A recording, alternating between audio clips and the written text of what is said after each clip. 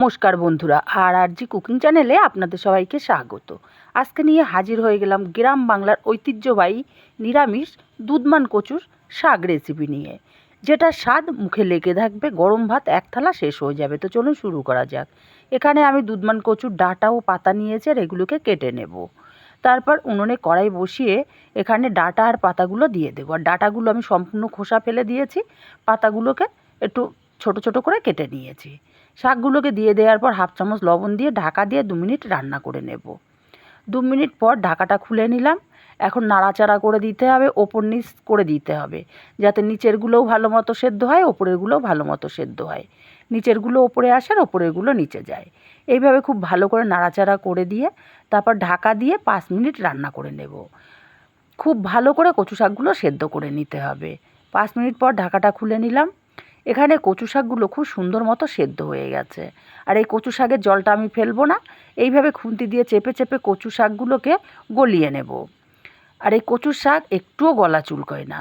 দেখুন খুব ভালো মতো গলে গেছে। কচু শাকগুলো আলাদা পাত্রে নামিয়ে কড়াই পরিষ্কার করে বসিয়ে দিয়ে আবারও কড়াই গরম হলে তেল দিয়ে দিলাম 2 চামচ। তেলটা গরম হলে একটা তেজপাতা ছিঁড়ে দিয়েছি, আর হাফ চামচ দিয়েছি পাঁচফোড়ন, আর আগে থেকে ভেজানো কিছুটা ছোলা দিলাম, আর 3 চামচ নারকেল কোড়া দিয়েছি। এখন এগুলো ভেজে নেব। আর এই ছোলা আর এই নারকেল ভাজার যে দারুণ একটা ফ্লেভার, এতে কিন্তু এই কচু শাকের স্বাদ দ্বিগুণ বেড়ে যায়। নারকেলটা ভাজতে ভাজতে নারকেল থেকে অনেকটাই তেল বেরোতে শুরু করেছে।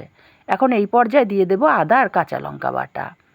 এখনকার কাঁচা লঙ্কায় ঝাল কম, তাই আমি ঝালটা একটু বেশি করে দিয়েছি। মশলাটা কষাতে কষাতে মশলাটা একটু শুকনো লাগছে, অল্প করে জল দিয়ে মশলাটা খুব ভালো করে কষিয়ে নেব, যাতে করে আদা কাঁচা লঙ্কার কাঁচা গন্ধ চলে যায়। মশলাটাকে মিনিট 2 সময় নিয়ে খুব ভালো করে কষিয়ে নিয়েছি। এই পর্যায়ে সেদ্ধ করে রাখা কচু শাকটা দিয়ে দিলাম। কচু শাকটাকে দিয়ে খুব ভালো করে নাড়াচাড়া করে মিশিয়ে নেব। খুব ভালো করে যখন মেশানো হয়ে যাবে, তখন এখানে দিয়ে দেব হাফ চামচ পরিমাণে হলুদ, আর দেব সামান্য একটুখানি কাশ্মীরি লঙ্কার গুঁড়ো, এটা জাস্ট কালারের জন্য, আর হাফ চামচ ধনে গুঁড়ো দিলাম। আপনারা চাইলে কাশ্মীরি লঙ্কার গুঁড়োটা নাও দিতে পারেন। সব কিছুকে দিয়ে খুব ভালো করে নাড়াচাড়া করে মিশিয়ে মিনিট খানিক এভাবে রান্না করে নিয়েছি। এখন কচু শাকের জল অনেকটাই কমে এসছে। এই পর্যায়ে স্বাদ মতো লবণ দিয়ে দিলাম। লবণটা বুঝে দিতে হবে, কারণ কচু শাক সেদ্ধর সময় লবণ ব্যবহার করেছিলাম।